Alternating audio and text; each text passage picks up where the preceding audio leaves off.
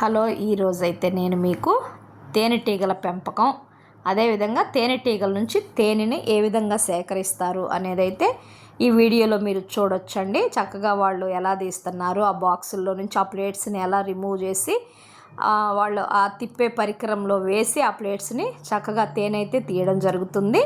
ఆ తీసిన ఆ తిప్పేటప్పుడు వచ్చే తేనెని ఆ కింద డ్రమ్ము పెడతారండి, కొద్దిగా చిన్న గుంతలోడి చక్కగా అక్కడ పెట్టేసి వాళ్ళు తిప్పుతూ ఉంటే తేనె చిన్నగా అక్కడ డ్రమ్లోకి చేరుతూ ఉంటుంది.